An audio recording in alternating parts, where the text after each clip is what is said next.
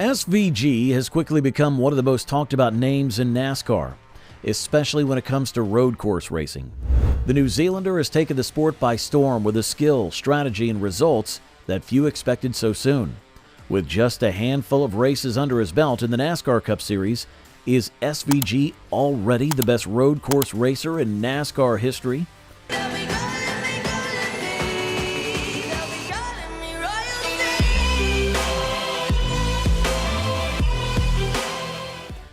SVG's quick rise began with a stunning win at the inaugural Chicago Street Race. That victory wasn't just impressive, it was historic. The Chicago race was one of the most unpredictable events in recent memory due to weather, track design, and general chaos. But Shane not only survived all that, he dominated. Following that, he grabbed another win in Mexico City, showing that the Chicago victory wasn't a fluke. Winning two completely different types of road course races on a tight street circuit and the other on a more traditional layout was enough to convince many that this guy is the real deal. Now heading into Sonoma Raceway, a classic NASCAR road course that has been on the schedule for decades, the conversation has gotten even more intense. Despite the fact that Shane has much less experience at Sonoma than other drivers, some of whom have run hundreds or even thousands of laps there, he's still the favorite to win according to betting odds. Not just a slight favorite, but a heavy favorite. This is where things get interesting. Kyle Larson, for example, is not only the defending race winner at Sonoma, but also has years of experience on that track. Kyle Busch also has a long history at Sonoma, probably having completed over 2,000 laps there during his career. The fact that SVG is still the betting favorite despite his limited experience is not just surprising. But is SVG already the best road course racer in NASCAR Cup Series history? To properly answer that, it helps to compare him with the greatest names from the past decades. Jeff Gordon and Tony Stewart are widely considered two of the best when it comes to road courses. Jeff Gordon won 9 road course races during his career, 6 at Watkins Glen and 3 at Sonoma. Tony Stewart had 8 road course wins and was especially admired for his versatility. He won in multiple generations of cars, something that speaks volumes about his adaptability as NASCAR evolved. Shane Van Gisbergen, on the other hand, currently has 3 Cup wins, all on road courses, despite being new to the series. So, in terms of raw numbers, he still has a way to go before catching Gordon and Stewart.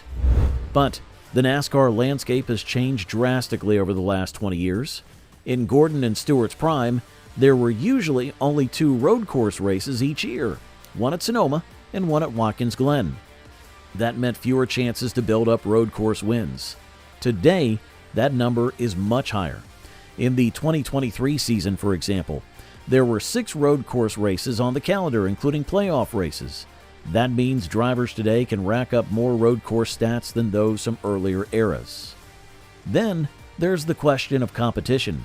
Back in the 1990s and early 2000s, only a handful of drivers were seen as serious contenders on road courses. Guys like Jeff Gordon, Tony Stewart, Robbie Gordon, and Marcos Ambrose. The rest of the field just hoped to survive the race without crashing. In contrast, the current Cup Series field includes at least 10 to 12 drivers who are considered very strong on road courses. Chase Elliott has 7 road course wins, Kyle Larson has 4, and Tyler Reddick, Chris Buescher, and Michael McDowell are also in that mix. That makes SVG's dominance even more impressive. He's beating a much deeper and more competitive field. Another factor that's worth mentioning is the amount of data and information that modern drivers have.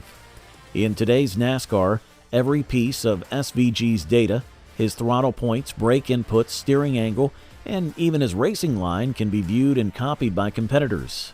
Yet, even with all that access, they still can't match his performance. This shows that his skill isn't just about having a fast car or good equipment. It's about a deep, instinctive understanding of car control on road courses that few others possess. Also, the fact that SVG comes from a supercars background makes this even more impressive. The cars in Australian supercars are different from NASCAR stock cars, but they require similar skills, especially on road and street courses. SVG has made that transition almost instantly, a testament to his natural talent and adaptability. It usually takes drivers years to get comfortable in a new series. Shane did it in a matter of races. At Sonoma Raceway, one of the toughest and most technical tracks on the schedule, Shane Van Gisbergen's performance had already raised eyebrows. But it wasn't just Sonoma. In less than 12 months, SVG managed to sweep both the Cup and Xfinity Series races at the Chicago Street Course and then took another impressive victory in Mexico City. What made the Mexico race more shocking was that he finished more than 16 seconds ahead of his closest rival. In racing terms, that's an eternity. Such dominance on a road course in a series where mere tenths of a second often separate first from 10th was a bold message. SVG is not just good, he might be redefining what's possible on road layouts in NASCAR. When Kyle Larson was asked in a recent press conference to comment on SVG's rise, his 6-word summary was both powerful and telling. He's so good, and it's rare.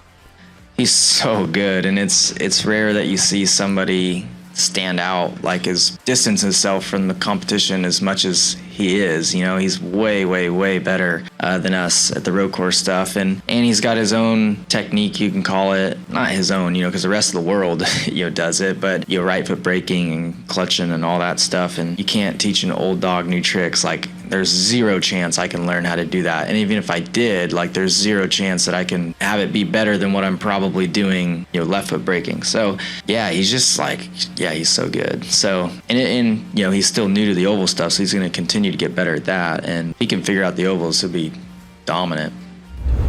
It's worth noting that SVG's success didn't just come out of nowhere. Before coming to NASCAR, he was already a 3-time Supercars champion in Australia and New Zealand.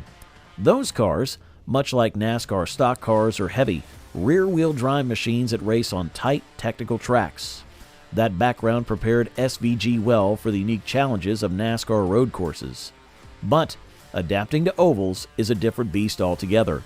Drivers must handle high-speed drafting, tire fall-off, pitch strategy, and track position in a way that's unlike anything in supercars. Still, the garage has taken notice. SVG's rise is also influencing how teams prepare. Engineers and data analysts are now spending time dissecting his braking zones, throttle inputs, and cornering lines. Crew chiefs are watching replays, looking for any hint of what gives him such a consistent edge. Drivers are reviewing his onboard footage, trying to understand how he can brake later and still carry more speed through a corner without losing control. Some are even experimenting with adjusting their own driving styles, especially on the handful of road courses left on the calendar. As the NASCAR season pushes forward, the spotlight on SVG will only get brighter. In the next 3 months alone, there are at least 3 major road course events, and he's expected to be a top contender in all of them. But the bigger question is whether he can crack the code on ovals. If he does, and he starts winning consistently on tracks like Bristol, Kansas, or Charlotte, then the entire Cup Series might be forced to adapt or get left behind. Now, before you leave, just don't forget to give this video a like, smash that subscribe button, and also ring that notification bell while you're down there.